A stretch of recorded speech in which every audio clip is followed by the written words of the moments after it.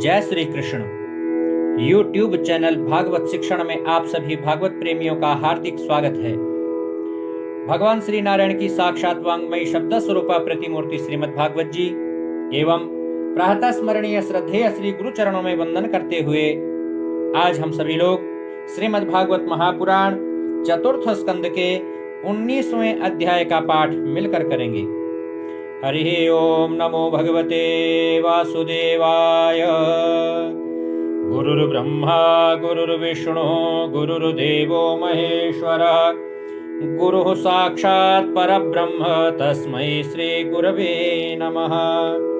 चिंता संतापहन्तारो यत्पदाम्बुजरेणवः स्वीयानां तान् निजाचार्यान् प्रणमामि मुहुर्मुहुः। अथ एकोनविंशोऽध्यायः। मैत्रेय उवाच अथादीक्षित राजा तो हयमेधशतेन सह ब्रह्मावर्ते मनोक्षेत्रे यत्र प्राची सरस्वती तदभिप्रेत्य भगवान् कर्मातिशयमात्मनः शतक्रतुर्नममृषे पृथोर्यज्ञमहोत्सवम् यत्र यज्ञपतिः साक्षात् भगवान् हरिरीश्वरः अन्वभूयत सर्वात्मा सर्वलोकगुरुः प्रभुः। अन्वितो ब्रह्म सर्वाभ्यां लोकपालैः सहानुगैः उपगीयमानो गन्धर्वैर्मुनिभिश्चाप्सरो गणैः सिद्धा विद्याधरा दैत्या दानवा गुह्यकादयः सुनंद नंद प्रमुखा पार्षद प्रवरः हरे कपिलो नारदो दत्तो योगेशः सनकादयः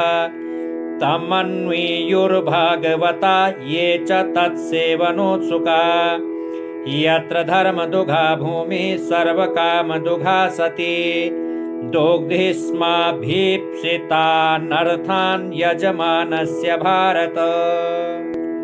ऊः सर्वरसान्नद्य क्षीरदध्यन्न गोरसान् तरवो भूरिवर्ष्माणः प्रासूयन्त मधुच्युतः सिन्धवो रत्ननिकरान् गिरयोन्नं चतुर्विधम्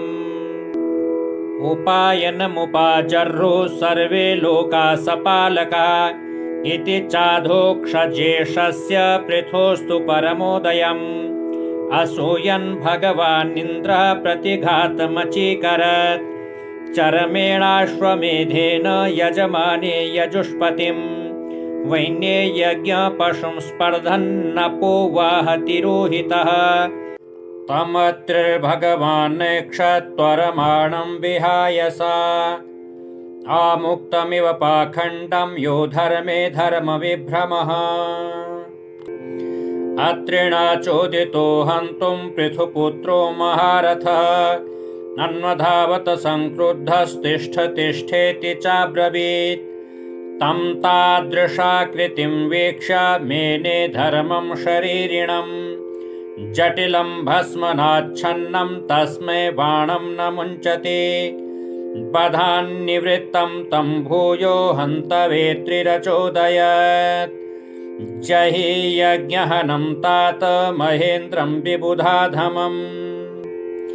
एवं वैन्यसुतः प्रोक्तास्त्वरमाणं विहाय सा अन्वद्रवदभिक्रुद्धो रावणं गृध्रराडिव सोऽश्वं रूपं च तद्धित्वा तस्मा अन्तर्हितस्वराट् वीरः स्वपशुमादाय पितुर्यज्ञमुपीवान् ततस्य चाद्भुतं कर्म विचक्ष्य परमर्षयः नामधेयं ददुस्तस्मै विजिताश्व इति प्रभो उपसृज्य तमस्तीव्रं जहाराश्वं पुनर्हरिः चशालयूपतश्छन्नो हिरण्यरशनं विभु अत्रिः सन्दर्शयामास त्वरमाणं विहाय सा कपालखट्वाङ्गधरं वीरो नैनमबाधत अत्रिणा चोदितस्तस्मै सन्दधे विशिखं रुषा सोऽश्वं रूपं च तद्धित्वा तस्थावन्तर्हितः स्वराट् द्विरश्चाश्वमुपादाय पितृयज्ञमथाव्रजत् तदवद्यं हरे रूपं जगृहुर्ज्ञानदुर्बला यानि रूपाणि जगृहे इन्द्रो हयजिहीर्षया तानि पापस्य खण्डानि लिङ्गं खण्डमिहोच्यते एवमिन्द्रे हरत्यश्वं वैन्ययज्ञजिघांसया तद्गृहीतविसृष्टेषु पाखण्डेषु मतिर्नृणाम् धर्म इत्युपधर्मेषु नग्नरक्तपटादिषु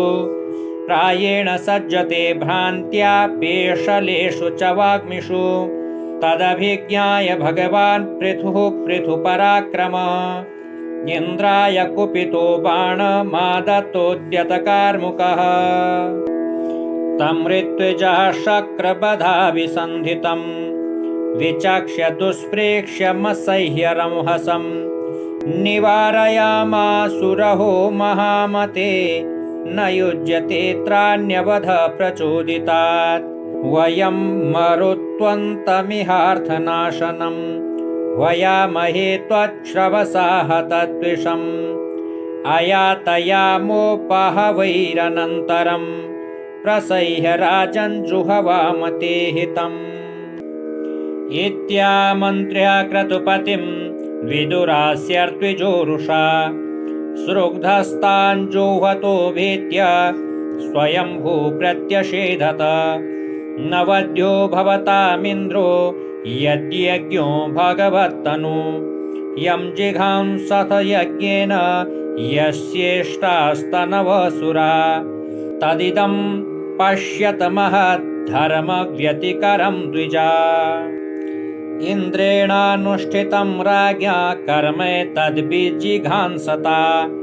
पृथुकीर्तेः पृथुर्भूयात् तर्हि को न शतक्रतुः अलं ते क्रतुभिः सृष्टेर्यद्भवान् मोक्षधर्मवेत् नैवात्मने महेन्द्राय रोषमाहर्तुमर्हसि उभावपि हि भद्रं ते उत्तमश्लोकविग्रहो मास्मिन् महाराज कृता स्म चिन्तां निशामयास्मद्वच आदृतात्मा यध्यायतो दैवहतं नु कर्तुं मनोतिरुष्टं विशते तमोन्धम् क्रतुर्विरमतामेष देवेषु दुरवग्रह धर्मव्यतिकरो यत्र पाखण्डैरिन्द्रनिर्मितैः येभिरिन्द्रोपसंसृष्टैः पाखण्डैर्हारिभिर्जनम् ह्रियमाणं विचक्षेणं यस्ते यज्ञधृगश्वमूढ भवान् परित्रातुमिहावतीर्णो धर्मं जनानां समयानुरूपम् वेनापचारादवलुप्तमद्य तद्देहतो विष्णुकलासि वैन्य स त्वं विमृश्यास्य भवं प्रजापते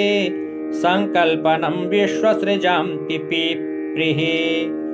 ऐन्द्रीं च मायामुपधर्ममातरं प्रचण्डपाखण्डपथं प्रभोजहि मैत्रेय उवाच इत्थं सा लोकगुरुणा समादिष्टो विशाम्पतिः तथा च कृत्वा वात्सल्यं मघो नापि च सन्दधे